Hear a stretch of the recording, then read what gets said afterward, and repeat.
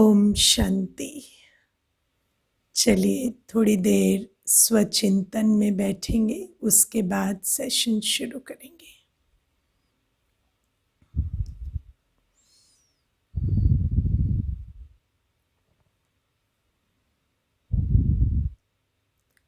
सीधे और स्थिर बैठें।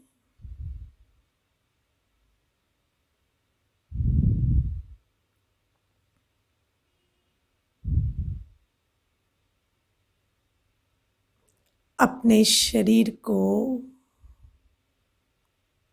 बिल्कुल स्थिर और रिलैक्स्ड रखें।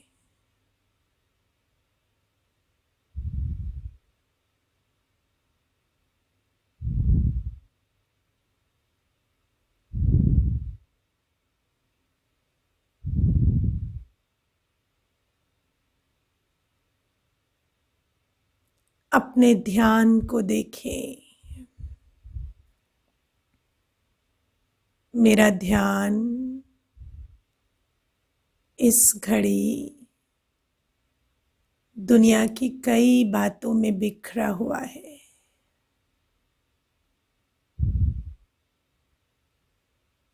उस ध्यान को सभी बातों से हटाते हुए अपने शरीर पर ले आए।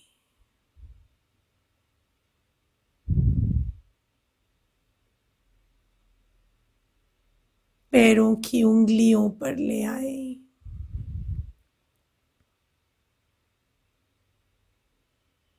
बुद्धि से अपने ध्यान को पैरों की उंगलियों पर एकाग्र कर दें। फिर धीरे धीरे ऊपर की ओर शरीर के हर हिस्से पर लेकर जाएं। पैर, पेट, कंधा, गर्दन, चेहरा। अपने चेहरे पर ध्यान लेकर जाएं। इस घड़ी मेरा चेहरा बिल्कुल शांत है। मेरी आंखें बिल्कुल स्थिर और शीतल है।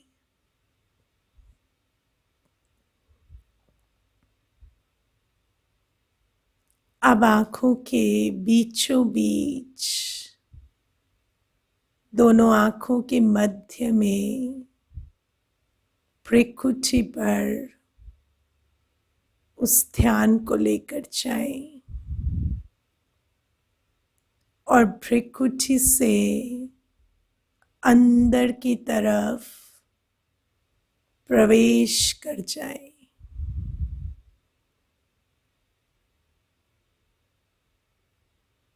आंखों के पीछे एक सुंदर सितारा है।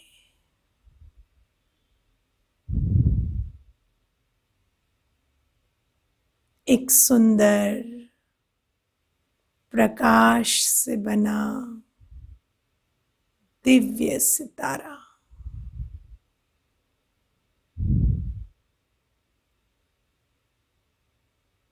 ये सितारा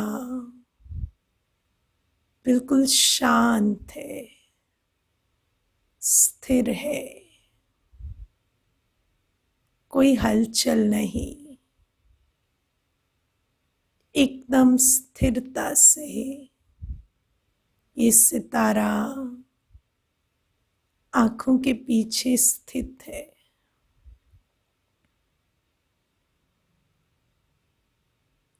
इस सितारे से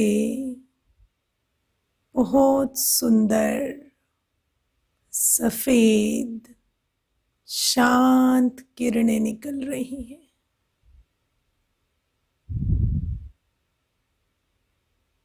अपने ध्यान को उस पर एकाग्र कर दें।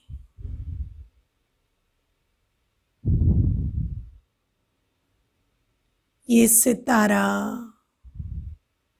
ये प्रकाश बिंदु मैं हूं। कितने ही जन्मों से मेरा ध्यान अंदर की तरफ आया ही नहीं। मेरा जैसे रिश्ता ही स्वयं से खिन्न हो गया था। आज मैं आत्मा कितने ही जन्मों के बाद अपने आप को अनुभव कर रही हूं। मैं ये सुंदर दिव्य सितारा हूं, प्रकाश से बना शांति का पुंज हूं। मैं कितनी हल्की हूं, दिव्य, शांत हूं, स्थिर हूं। कुछ देर अपने ध्यान को स्वयं पर एकाग्र कर अपनी शांति, अपनी दिव्यता का आनंद लें।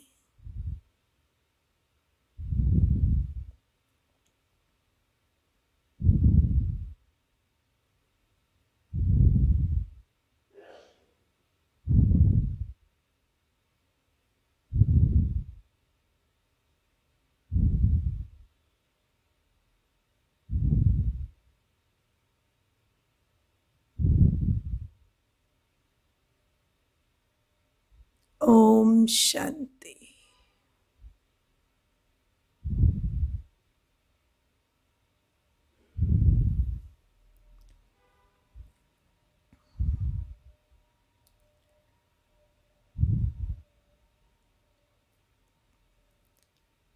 हम आत्माएं कितने जन्मों से अपने आप से बिछड़ गई।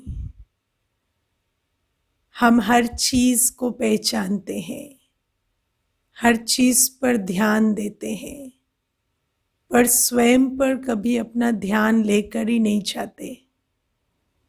मान लो एक बच्चा है आपके घर में और उस बच्चे पर आप कभी ध्यान नहीं देते, तो बच्चा कैसा महसूस करेगा? उसकी ग्रोथ कैसी होगी?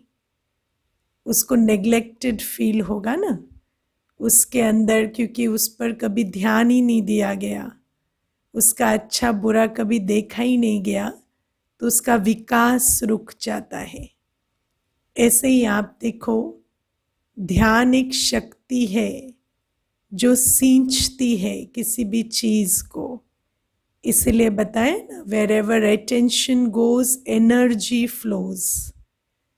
और वो चीज बढ़ती है, हमारे ध्यान से ग्रोथ होती है चीज की।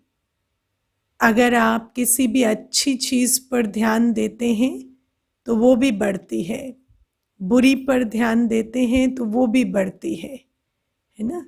तो जब हम आत्मा स्वयं पर कभी ध्यान ही नहीं देते, अपने गुणों पर कभी ध्यान ही नहीं देते, तो बढ़ेंगे कैसे? हम कहते हैं शांति चाहिए, शांति चाहिए, खुशी चाहिए, लेकिन सारे दिन हमारा ध्यान कहाँ है? जो भी बातें ठीक नहीं चल रही हैं, हमारा ध्यान उन्हीं पर है, और इसलिए वही बातें बढ़ती जा रही हैं। और अंदर जो शांति का भंडार है उस पर ध्यान ही नहीं लेकर जा रहे, तो फिर अंदर की शांति जो है वो घटती जा रही है। इसीलिए योग में हम क्या करते हैं, अपने ध्यान को बाहर से अंदर की तरफ लेकर जाते हैं, और आत्मा जो शांत स्वरूप है, सुख स्वरूप है, उस पर ध्यान एकाग्र करते हैं। मैं आज आपको मन के बारे में 3 बातें बताती हूँ, या अंदर की दुनिया के बारे में 3 बातें बताती हूँ जो आपको योग या ध्यान को समझने में इजी बनाएगी। पहली बात, हमारा मन भाषा नहीं समझता, चित्र बनाता है ना। तो जैसे आप कहेंगे मुझे गुस्सा नहीं करना है, गुस्सा नहीं करना है, गुस्सा नहीं करना है ना, या मुझे फेल नहीं होना है, या मुझे इरिटेट नहीं होना है, तो आपका मन चित्र क्या बना रहा है? इरिटेशन का, गुस्से का, फेलियर का, है ना। अगर मैं आपको अभी कहूँ don't think about a green Apple, तो आपने क्या सोचा? ग्रीन एप्पल का ही चित्र आएगा। क्यों? क्योंकि मन सोचो नहीं सोचो, करो नहीं करो, ये इंस्ट्रक्शन नहीं समझता। जो चित्र आप उसे देंगे वो वही चित्र निर्माण करेगा। तो जैसे कभी कभी आप जाते हैं सड़क पर और कहेंगे ना गड्ढा है सामने, गिर नहीं जाना, गिर नहीं जाना, गिर नहीं जाना, और चित्र क्या बन रहा है कि आप गिर रहे हैं गड्ढे में।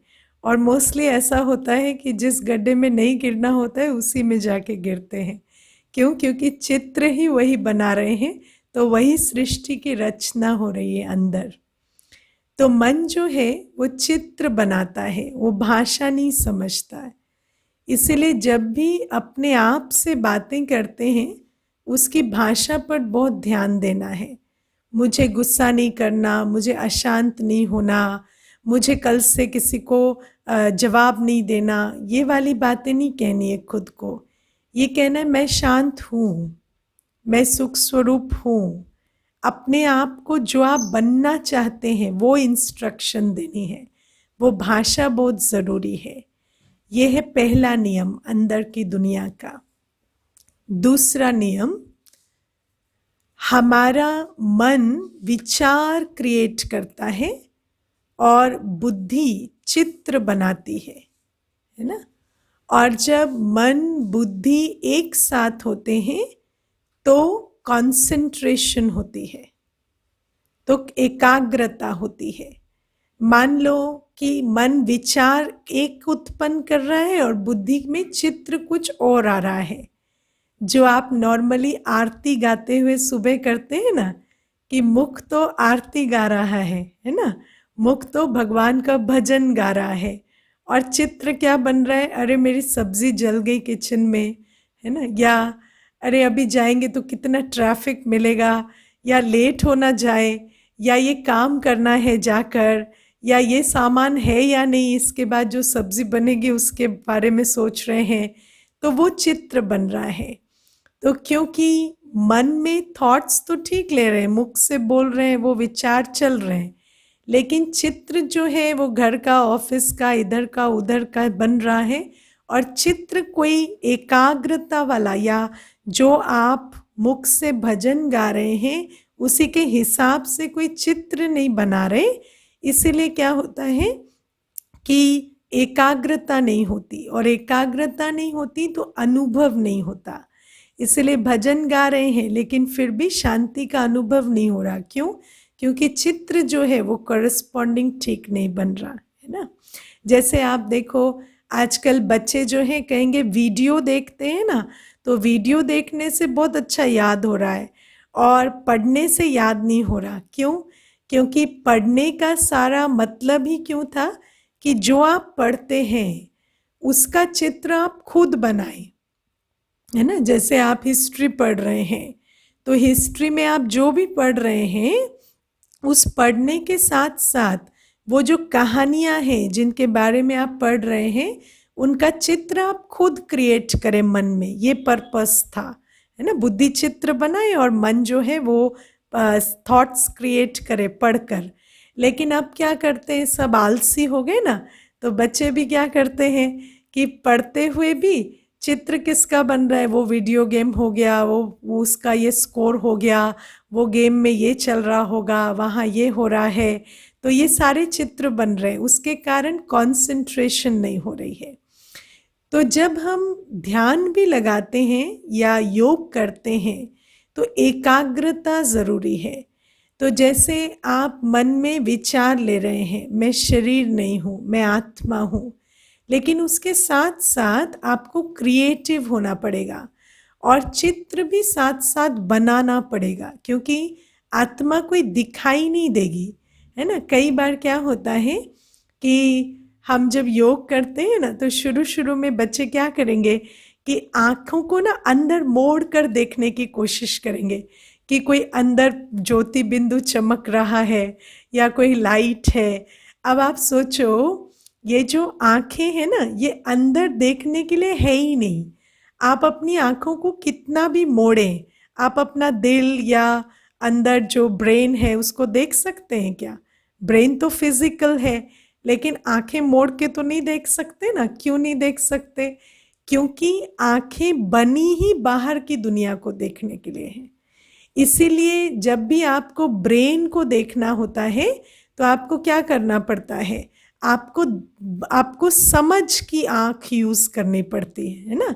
आपने बायोलॉजी की बुक में देखा है यहाँ ब्रेन है, तो आप क्या करते हैं, आप समझ गए हैं कि यहाँ ब्रेन है, तो समझ की आंख से आप एक चित्र बनाते हैं। अच्छा, मेरा ब्रेन ऐसे है, लेफ्ट ब्रेन है, राइट ब्रेन है, या आप एक चित्र बनाते हैं समझ की आंख से, जिसको आप तीसरा नेत्र कहते हैं कि यहाँ दिल है या किडनी है या लिवर है बॉडी में।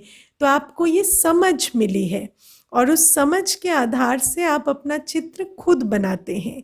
इसीलिए जब इंग्लिश में कहते हैं ना कोई कोई बात समझ जाता है, तो फिर क्या कहते हैं, आई सी। क्योंकि जो बात आपको समझ आ जाती है आपकी बुद्धि उसको देख सकती है, उसका चित्र बना सकती है। ऐसे ही आत्मा को भी कोई आप इन आँखों से नहीं देख सकते। तो क्योंकि अभी क्लास में बताया जा रहा है और समझ आ गया कि यहाँ अंदर की तरफ आँखों के पीछे मैं आत्मा स्थित हूँ, तो आपको उस अंडरस्टैंडिंग से, उस तीसरे नेत्र से उसका चित्र बनाना होगा और फिर ये थॉट्स क्रिएट करने होंगे कि मैं ये शरीर से अलग एक आत्मा हूँ और मेरी क्वालिटी बिल्कुल शांत है। तो कुछ देर मैं दुनिया की अशांति से, हो सकता है शरीर में भी कोई रोग है, शरीर में भी कोई कष्ट है, लेकिन उस शरीर से भी मैं अलग हूँ और मेरी क्वालिटी शांत है।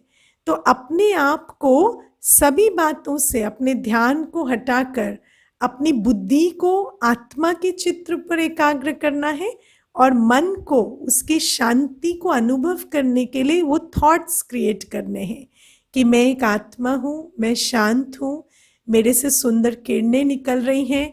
और वो जो प्रोसेस है उसको आपको अपने आप कल्टीवेट करना होगा कॉन्शियस थिंकिंग से, ठीक है। तो ये है सेकंड नियम अंदर की दुनिया का। अब तीसरा नियम है, हमारी जो अंदर की दुनिया है उसमें कल्पना और वास्तविकता में अंतर नहीं है ना। जैसे आप क्या चीज़ कल्पना कर रहे हैं और क्या चीज़ वास्तविकता में आपके साथ हो रही है, उसमें दोनों परिस्थितियों में, विचारों में अंतर नहीं आता। जैसे आप देखो, अगर आपको गुलाब जामुन पसंद है तो अगर मैं आपको गुलाब जामुन खिलाऊं या दिखाऊं या सिर्फ आप गुलाब जामुन के बारे में सोचें, तीनों ही परिस्थितियों में आपके मुंह में पानी आएगा, है ना। मात्र सोचने से भी आएगा, देखने से भी आएगा और खाने से भी आएगा। अब मन को ये नहीं पता कि अभी ये खिलाएंगे नहीं, अभी सिर्फ बोल रहे हैं, तो अभी खुश नहीं होना है। तो मन क्या है, मन वैसे ही रिस्पॉन्ड करता है सोचने पर भी, है ना। अब ये जो 3 नियम है इनको आप ध्यान में रखेंगे। अब हम आज आत्मा के बारे में समझेंगे कि ये जो मन, बुद्धि, संस्कार, ये शांति, पवित्रता, जो भी शब्द मैं यूज कर रही हूँ, इनका अर्थ क्या है। तो आप देखो, जैसे मैंने कल आपको कहा हम आत्मा है, शरीर नहीं है। अब आपको शरीर का ज्ञान तो बहुत अच्छा है ना, शरीर में क्या क्या हिस्से हैं, क्या क्या अंग है शरीर के, या शरीर किस तरह से ऑपरेट करता है, उसका ज्ञान आपको बहुत अच्छा है, कानों से सुनना है, आंखों से देखना है, सब पता है। लेकिन आत्मा के बारे में हमें कोई खास ज्ञान नहीं है। तो आत्मा क्या चीज़ है, किससे बनी है, उसके हिस्से क्या है, उसके ऑर्गन्स क्या है, वो सारी बातें हम समझेंगे। अब आप देखो, जैसे शरीर 5 तत्वों से बना है, जल, वायु, अग्नि, पृथ्वी, आकाश। ऐसे ही आत्मा किससे बनी है? अब आप देखो, आत्मा को सभी कहते हैं, आत्मा एक शक्ति है, एक ऊर्जा है। लेकिन कैसी शक्ति है आत्मा? क्या आत्मा केमिकल एनर्जी है, न्यूक्लियर एनर्जी है, थर्मल एनर्जी, एटॉमिक एनर्जी है? कौन सी एनर्जी है आत्मा? वो कोई नहीं बताता है ना। तो आत्मा किससे बनी है? आत्मा 7 गुणों से बनी है। ज्ञान, पवित्रता, शांति, प्रेम, सुख, आनंद और शक्ति। आप लोग याद करेंगे इन गुणों को, है ना। ज्ञान, पवित्रता, शांति, प्रेम, सुख, आनंद और शक्ति। जैसे शरीर 5 तत्वों से बना है, आत्मा 7 गुणों से बनी है। इसीलिए आत्मा ऐसे भौतिक तत्वों की बनी हुई नहीं है, गुणों की बनी हुई सूक्ष्म एनर्जी है ना, पारभौतिक सत्ता है, और उसका निर्माण 7 गुणों से होता है। अब आप देखो, जैसे आपको कैसे पता चलेगा कि आत्मा 7 गुणों से बनी है? तो मैं आपको इसमें एक किस्सा सुनाती हूँ। एक बार ना मुझे Indian institute of public administration वालों ने इनविटेशन दिया कि आप आकर एक ग्रुप जो ट्यूनीशिया से आए थे, तो उनको एड्रेस करो आप, और इंडियन स्पिरिचुअलिटी के बारे में कुछ बताओ, है ना। तो मैं वहाँ गई, तो मैंने उनको पूछा कि ये जो जितने भी डीजी लेवल डेलीगेट्स थे वहाँ 18-20, तो मैंने उनको पूछा कि ये जो सारे जो लोग आएंगे, ये कौन से धर्म को प्रैक्टिस करते हैं? तो मुझे कहते हैं ये मोस्टली इस्लाम प्रैक्टिस करते हैं। तो मैंने कहा ठीक है। फिर मैंने उनको पूछा कि ये कौन सी भाषा बोलते हैं मुख्य? तो कहते हैं ये ना ज़्यादातर फ्रेंच बोलते हैं, इंग्लिश बहुत थोड़ी बोलते हैं। तो मैंने कहा फिर ठीक है, फिर इनको इंडियन स्पिरिचुअलिटी में क्या बताएं?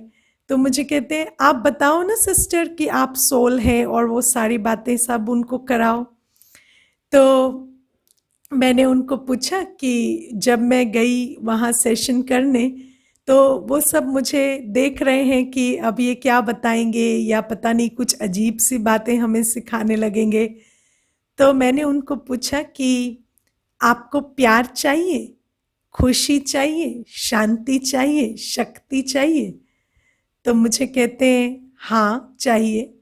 तो मैंने कहा कि आपके शरीर को तो खाना चाहिए, पानी चाहिए, ऊष्मा चाहिए, ये प्यार, शांति, खुशी, शक्ति किसको चाहिए? तो वो सोचने लगे। फिर मैंने कहा देखो, हम लोग बोलते हैं कि हम आत्मा नहीं हैं, या हमें नहीं पता हम आत्मा है या नहीं है, लेकिन सारे दिन मनुष्य कहता है हमें शांति चाहिए, हमें खुशी चाहिए, हमें प्यार चाहिए। अब वो किसको चाहिए?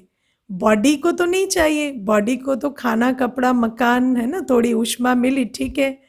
तो ये जो चाहिए चाहिए करती है, ये कौन करती है? तो फिर वो वहाँ से सुनने लगे।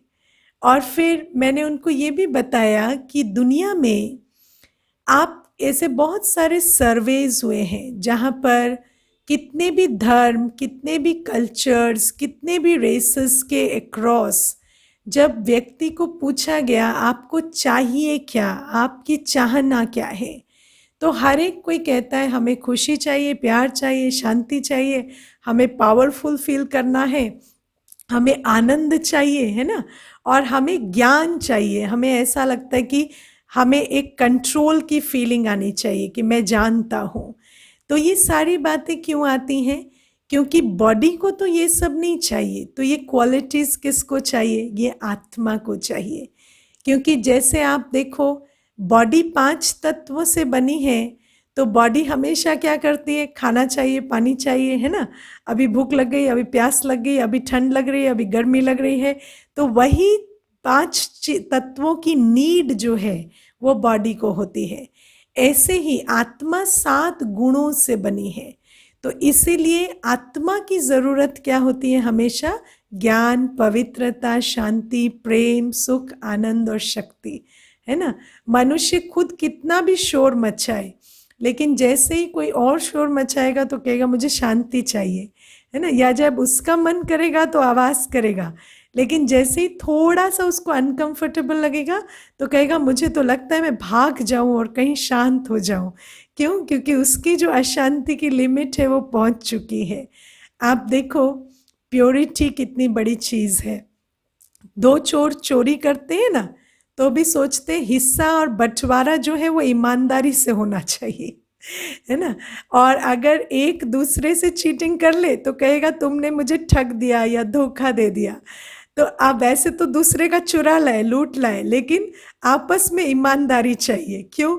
क्योंकि ईमानदारी नेचर है, वो आत्मा को चाहिए, है ना।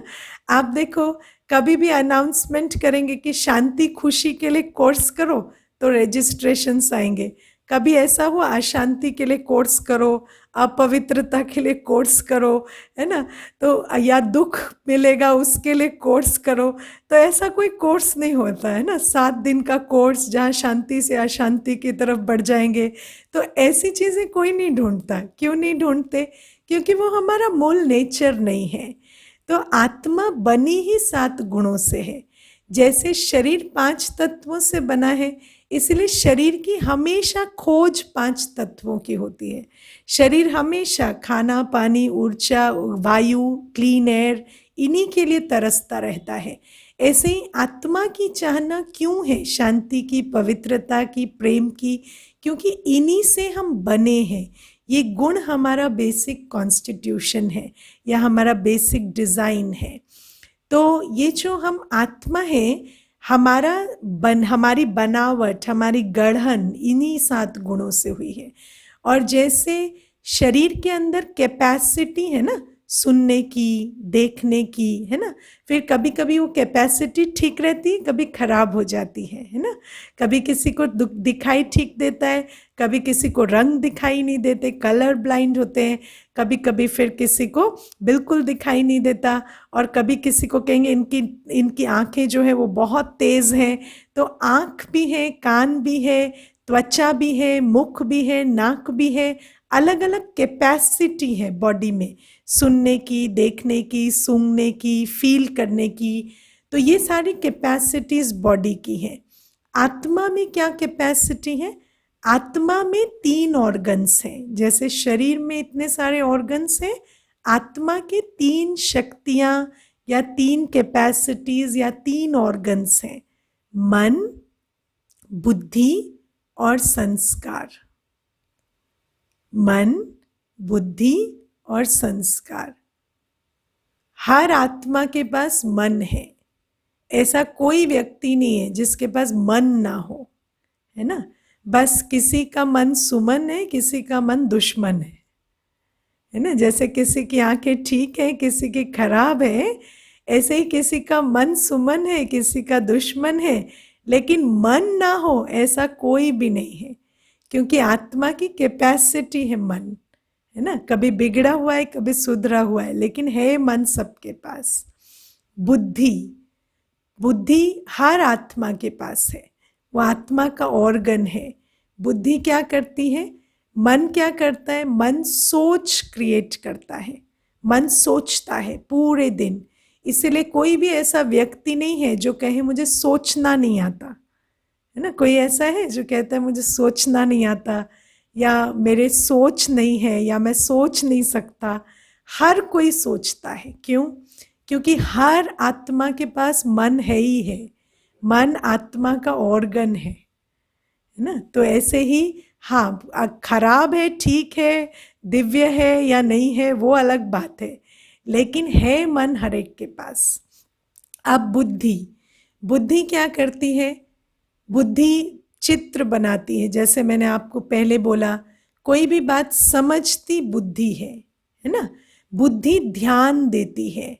आप अपना ध्यान यहाँ से हटाकर वहाँ लगा देते हैं, उसको क्या कहते हैं? बुद्धि योग लगाना।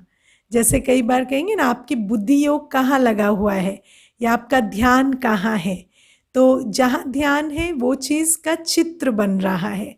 अगर खाना बना रहे हैं पर ध्यान जो है वो कहीं और है, मान लो कल जो बात हुई थी उस पर ध्यान है, तो वो चित्र बन रहा है, वो पूरा सीन जो कल हुआ था वो प्ले हो रहा है, वीडियो बन रही है। तो बुद्धि के पास कैमरा है, वीडियो बनाती है ना, चित्र खींचती है, तो वो बुद्धि है। तो वो जो बुद्धि है वो चित्र बनाती है समझ के आधार से और ध्यान देती है। जहाँ ध्यान देते हैं वहाँ का चित्र बनता है। और बुद्धि के पास और दो शक्तियाँ हैं, परख शक्ति और निर्णय शक्ति, है ना।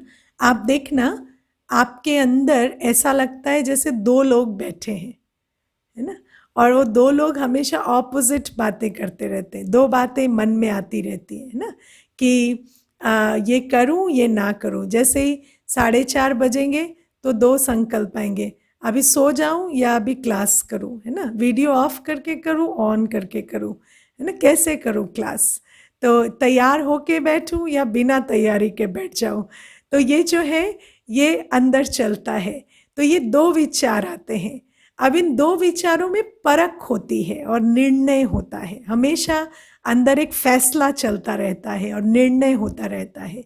तो वो जो निर्णय करने वाली शक्ति है ना, वो बुद्धि है। और हर व्यक्ति परखता है, निर्णय करता है। हर आत्मा के पास बुद्धि है, लेकिन हर एक आत्मा अलग अलग तरह से परखती है और निर्णय करती है ना। कोई तो रोज उधेड़ बुन में आता है, दो संकल्प आएंगे कि वीडियो ऑन करूं नहीं करूं या अटेंड करूं नहीं करूं, लेकिन उसके बाद कोई है जो रोज परखता है, नहीं ये अच्छी बात है, ये करनी चाहिए, और उसके बाद निर्णय लेता है और तैयार होके अच्छे से बैठता है। कोई तो रोज ही ये निर्णय लेता है, और कोई ऐसा है जो बिल्कुल रोज ही सोचता है कि आज तैयार होके बैठेंगे, आज ठीक से क्लास करेंगे, फिर इधर उधर ध्यान लगाता है। तो ये जो परख है और निर्णय है ये हर कोई कर रहा है, लेकिन अलग अलग तरीके से कर रहा है। क्यों? क्योंकि हर एक का संस्कार अलग है। संस्कार किसे कहेंगे? Personality trait. हर एक के अंदर जो पर्सनालिटी ट्रेट्स हैं, संस्कार हैं, वो अलग अलग है। अब आप देखो, हर आत्मा के पास मुख्य दो संस्कार हैं, एक मूल संस्कार, एक अर्जित संस्कार, है ना। तो मूल संस्कार जो मैंने कहा कि 7 गुण, वो 7 गुण तो हर आत्मा में है। तो हर आत्मा का जो मूल संस्कार है वो ज्ञान, पवित्रता, शांति, प्रेम, सुख, आनंद, शक्ति है। इसीलिए कहते हैं ना, हर व्यक्ति अच्छा बुरा जानता है ना। कहते हैं कि अगर आप बुरा करते भी हैं तो जानते हैं कि बुरा कर रहे हैं, और उसकी सबसे बड़ी निशानी क्या है? बुरा हमेशा छुपा कर करते हैं, कभी खुले में बुरा नहीं करेंगे। क्यों नहीं करेंगे? क्योंकि मालूम है ये बुरा है, मालूम है ये गलत है। अगर नहीं मालूम होगा तो उसको बिल्कुल खुले में सबके सामने करेंगे ना, कभी छुपाएंगे नहीं। लेकिन गलत कर्म जब करते हैं तो हमेशा छुपाते हैं। क्यों? क्योंकि हर आत्मा ज्ञान स्वरूप है, हर आत्मा को अच्छा बुरा सही गलत मालूम है ना। या हर आत्मा के अंदर प्योरिटी की चाहत है, हर आत्मा पवित्रता पसंद करती है। इसीलिए तो आप देखना, वैसे कितनी भी आदतें खराब हो गई हैं, लेकिन जैसे ही कोई व्रत होगा, त्योहार होगा, तो अलार्म लगा लगा कर उठेंगे और जल्दी नहा कर और तैयार होकर पूजा करेंगे, और या फिर क्लास अटेंड करेंगे स्पिरिचुअलिटी की। क्यों? किस चाहना में? ये पवित्रता की चाहना जो आत्मा के अंदर है ना, वही उसको खींच कर लाती है। ये पूजा के स्थानों पर या भक्ति या धर्म या स्पिरिचुअलिटी, इनकी तरफ ये पवित्रता की चाहना लेकर आती है। कोई भी व्यक्ति कितना भी अशांत हो, दूसरे को कितना भी चिल्लाता हो, चीखता हो, लेकिन उस व्यक्ति को जैसे ही शांति की आस होती है तो वो भी शांति ढूंढने निकलता है। वो भी जाएगा और कहीं शांत वातावरण में कहेगा मुझे हॉलिडे चाहिए या मुझे कहीं जाना है, कुछ दिन बिताने हैं। क्यों? क्योंकि हर आत्मा का ये मूल संस्कार है। हर आत्मा के अंदर ये 7 गुण है ही है, और इसीलिए हर आत्मा के अंदर ये 7 कैपेसिटीज भी हैं। लेकिन हर आत्मा के अंदर अलग अलग एक्वायर्ड या अर्जित संस्कार भी है ना। जो संस्कार हमने इस यात्रा में, इस जीवन यात्रा में बनाए हैं, वो संस्कार भी सबके अंदर अलग अलग है। जैसे आलस, क्रोध, है ना, काम विकार या लोभ, भय, चिंता, अहंकार, ये सारी चीज़ें जो हैं ये आत्माओं के अंदर अलग अलग डिग्री में है।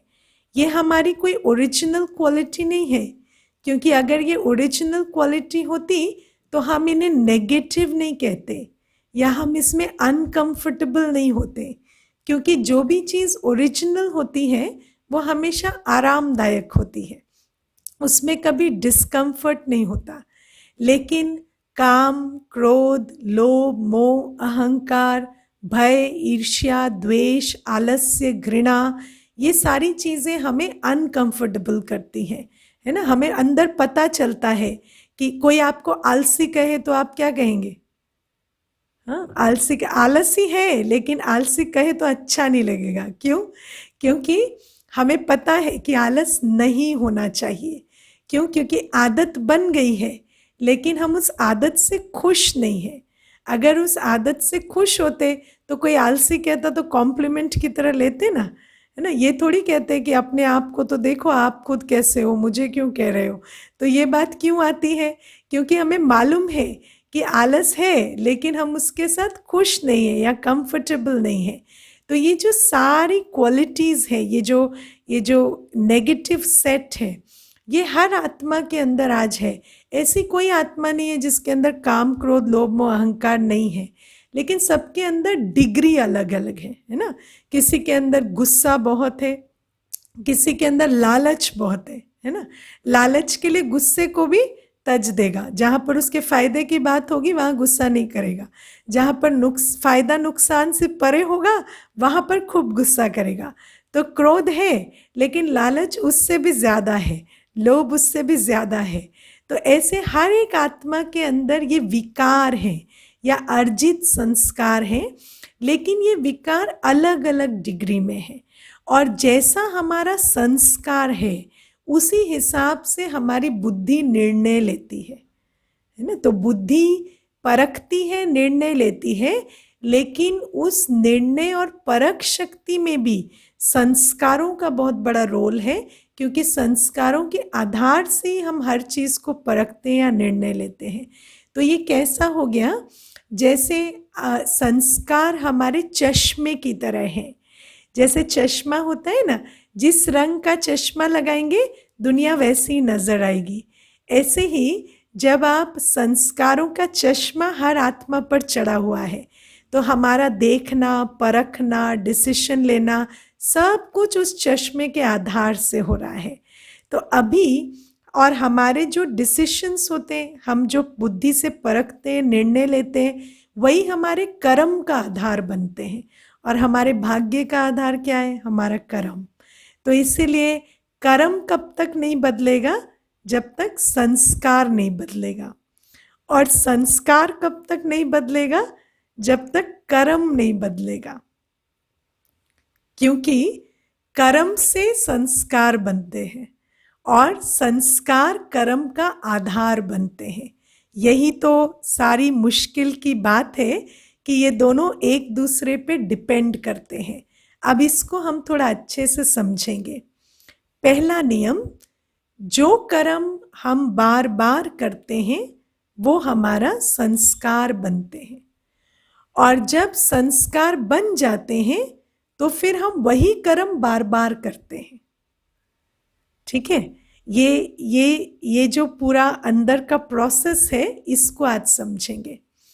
आप देखो, एक बार ना एक भाई साहब मेरे पास आए और मुझे कहते हैं, दीदी मेरा जो मेरे जो आसपास का माहौल है उसके हिसाब से मुझे चिंता या फिक्र या ऐसी कोई चीज़ नहीं होनी चाहिए।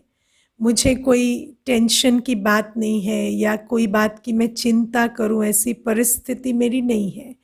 मेरी एक कंपनी थी, उस कंपनी को मैंने बहुत अच्छे से चलाया। आज मेरा जो छोटा बेटा है वो उस कंपनी को चला रहा है और बहुत अच्छे से चला रहा है। और मेरे दोनों बेटे बहुत रिस्पेक्टफुल हैं और बहुत प्यार से मेरे साथ चलते हैं। और जो मेरा बड़ा बेटा है वो भी बहुत अच्छी नौकरी करता है और उसकी तरफ से भी मुझे कोई शिकायत नहीं है। मैं आज अगर सुबह से लेकर शाम तक भी आराम से बैठा रहूं तो मुझे कोई ये नहीं कहने वाला है कि पिताजी आपके लिए ये काम वेट कर रहा है। लेकिन आपको पता है मेरी हालत क्या है?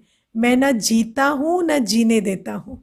मुझे इतनी एंग्जाइटी है कि मैं सुबह 5 बजे उठ जाता हूँ और हड़बड़ाता रहता हूँ, हर एक को उठाता हूँ। जो काम उनके ज़िम्मे है उस काम में टांग अड़ाता रहता हूँ और हमेशा कहूँगा ये ऐसे क्यों कर दिया, वो वैसे क्यों नहीं करते, तुम्हें ये अक्ल नहीं है, तुम्हें वो अक्ल नहीं है। अब मुझे मालूम है कि वो मेरे से भी अच्छा संभाल रहे हैं दीदी, लेकिन फिर भी मैंने अपनी भी जीवन मुश्किल कर रखी है और उनकी भी कर रखी है। और मुझे समझ नहीं आता मैं इतना वियर्डली बिहेव कर क्यों रहा हूँ, है ना। तो मैंने उनको कहा कि जब आप कंपनी चलाते थे तब क्या करते थे? तो बोले तब भी यही करता था। तो मैंने कहा क्या करते थे? बोले 5 बजे उठ जाता था और हर व्यक्ति में कमी निकालता रहता था। कंपनी के चपरासी से लेकर मैनेजर तक हर एक ने क्या गलत कर दिया है वही ढूंढना मेरा काम था। तो मैं पूरे दिन यही करता था, चिंता करना, फिक्र करना, दूसरे की गलतियां निकालना और फिर उसको करेक्ट करना और ये देखना कि कहीं कोई गलती ना हो जाए। तो मैंने उनको कहा ये काम कितने साल किया है? तो कहते कम से कम भी दीदी 40 साल तो किया ही होगा। तो मैंने कहा 40 साल से जो आप रोज कर रहे हैं ना वो अब आपका संस्कार है। दूसरों की गलतियां निकालना, दूसरों में त्रुटियां ढूंढना, हड़बड़ाना, दूसरे ने क्या नहीं किया उस पर ध्यान देना, है ना, सुबह से अपनी जो एनर्जी है उसको बहुत नेगेटिव बनाना, ये सारे जो संस्कार है ना ये आपने 40 साल में बनाए हैं। और अब ये जो संस्कार है ये आपसे ये काम करवा रहे हैं। पहले काम आपसे ये विचार उत्पन्न कराता था और वो विचार करते करते करते वो आपका संस्कार बन गया और अब संस्कार आपसे काम करा रहे हैं, क्योंकि बाहर तो कोई काम नहीं है, लेकिन संस्कारों के आधार से आप जो भी काम कर रहे हैं आज उसमें इसी तरह की एनर्जी आप डाल रहे हैं। तो आप देखो जो काम हम करते हैं बार बार वो हमारा संस्कार बनते हैं, लेकिन जब संस्कार बन जाता है तो वो जो कर्म है वो हमसे संस्कार करवाता है। उसके बाद परिस्थिति का उसमें कोई रोल नहीं होता। परिस्थिति बिल्कुल ठीक भी होगी ना तो भी हमारा संस्कार हमसे कर्म कराता है। जैसे कोई व्यक्ति शांत होगा, फिर उसके आसपास कोई अशांत व्यक्ति आ जाता है, दिन भर वो चिढ़ता है या कोई ना कोई गलत बात करता है, फिर ये व्यक्ति धीरे धीरे गुस्सा करना, जवाब देना या उसके बारे में नेगेटिव सोचना शुरू करता है और फिर कहता है क्या करूं, मैं कितना भी शांत रहना चाहता हूँ वो रहने नहीं देता। और फिर अपने फ्रेंड्स को भी कहेगा तो फ्रेंड्स कहेंगे हाँ भाई तेरी परिस्थिति में क्या करे कोई, तेरी परिस्थिति में हम भी होते तो हम भी पागल हो जाते, हम भी ऐसे ही दिन भर गुस्सा करते रहते। जब तक वो नहीं बदलेगा तुम अपना विचार कैसे बदलोगे? तो हर एक व्यक्ति हमें यही कहेगा कि परिस्थिति के हिसाब से गुस्सा तो नेचुरल है या इरिटेशन तो नेचुरल है, लेकिन आप देखना वही व्यक्ति धीरे धीरे जब आसपास उस व्यक्ति के रहने लगता है और उसके बिहेवियर के कारण हो या जो भी वो उसका रीज़न बताए वो गुस्सा करेगा, इरिटेट होगा, अशांत होगा, तो धीरे धीरे वो उसका अपना संस्कार बन जाता है और फिर वो एक दूसरे व्यक्ति के साथ रहता है जो वैसे बहुत शांत है, उसको डिस्टर्ब नहीं करता, लेकिन ये अब उसके साथ वो सेम व्यवहार करता है, क्योंकि अब ये जो गुस्सा है, अशांति है, ये इसका संस्कार बन चुका है। तो ये जो हम कर्म जो बार बार करते हैं वो संस्कार बन जाते हैं, और जो संस्कार हम बनाते हैं वो बाद में हमसे कर्म करवाते हैं। और भले ही कोई परिस्थिति वैसी हो या ना हो, लेकिन हमारा संस्कार हमारे साथ रहता है और हमारे कर्म हमारे संस्कार के हिसाब से होते हैं। इसीलिए चाहे आपके आसपास कैसी भी सिचुएशन हो, आपको ध्यान ये देना है कि आप संस्कार कैसे बना रहे हैं। अब आप आज एक होमवर्क करेंगे।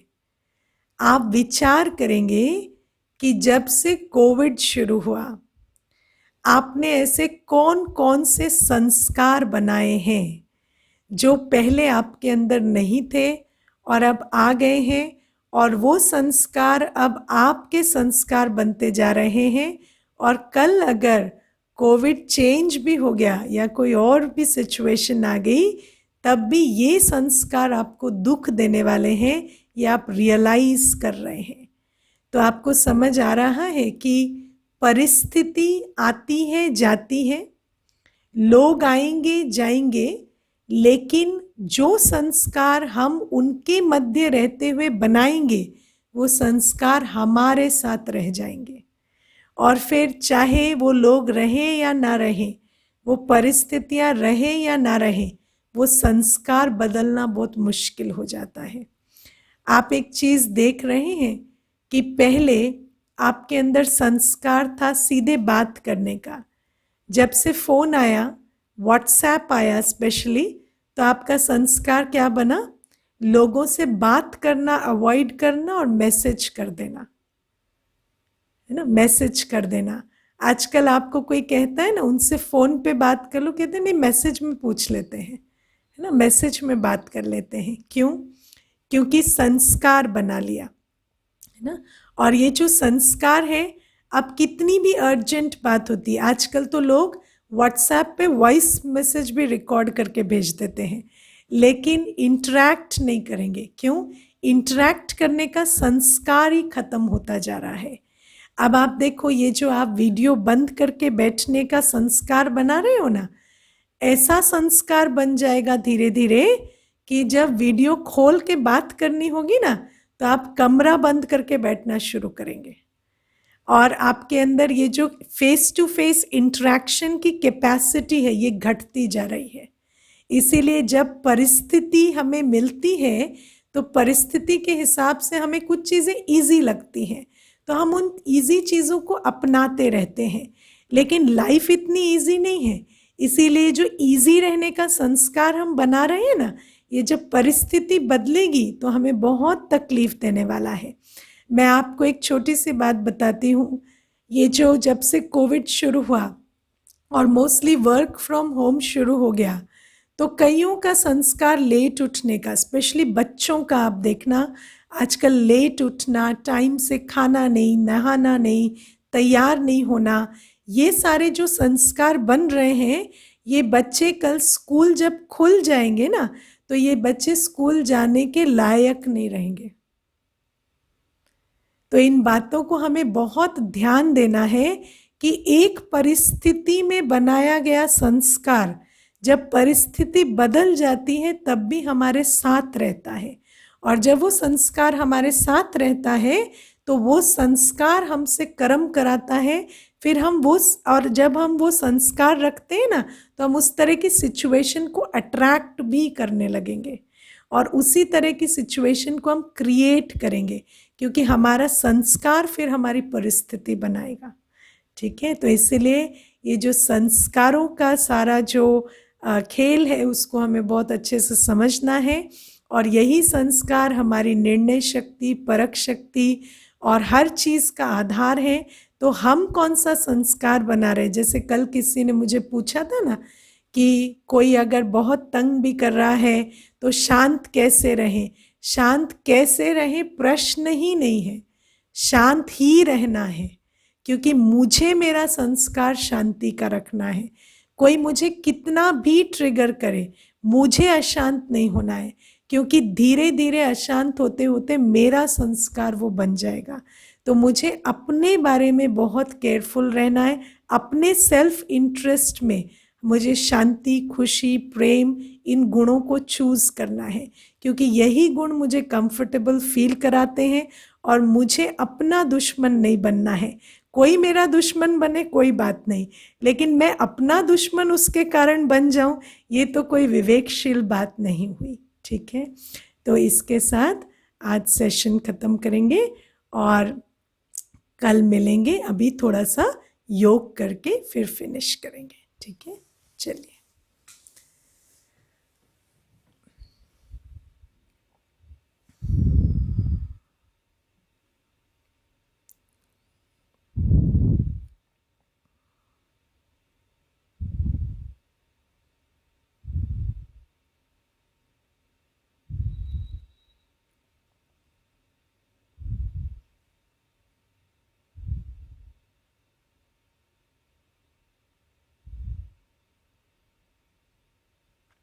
शरीर को स्थिर रखते हुए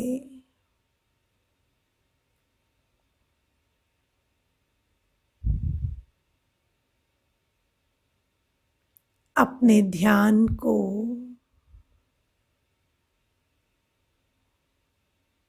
बाहर से हटाकर अंदर की तरफ मोड़ दें।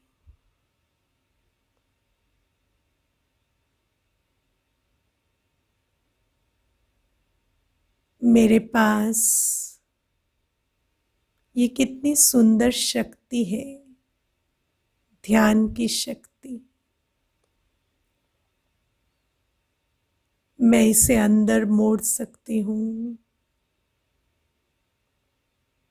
अतीत में ले जा सकती हूँ, भविष्य में ले जा सकती हूँ।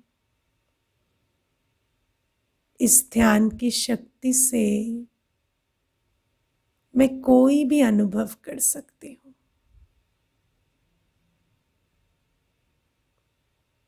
अगली कुछ मिनटों में मैं इस ध्यान को अंदर की तरफ मोड़ देती हूँ। आंखों के पीछे स्थित स्वयं पर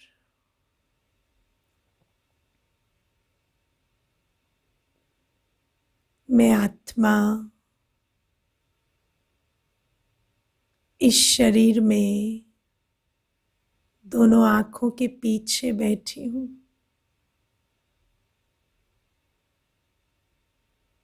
मैं बुद्धि से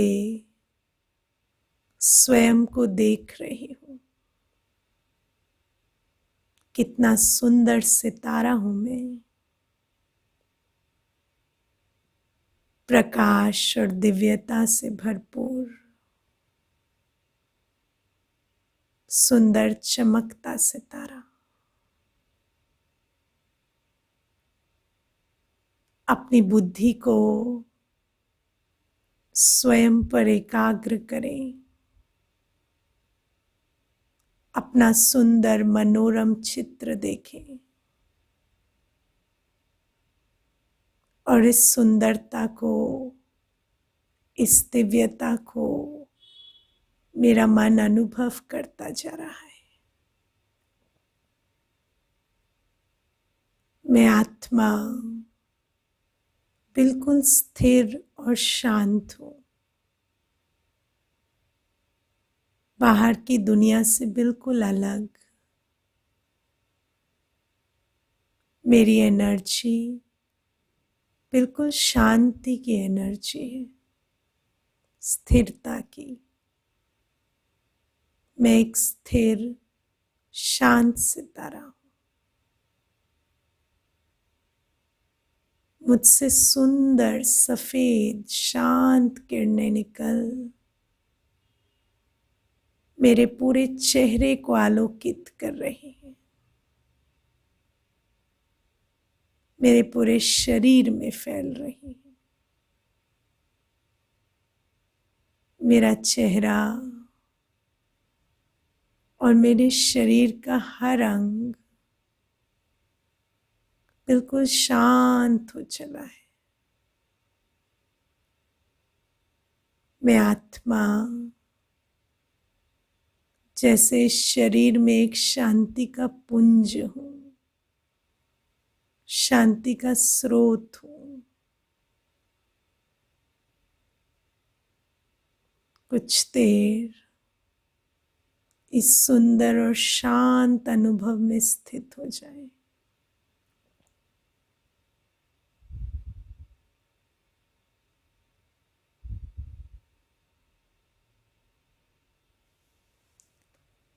शांति।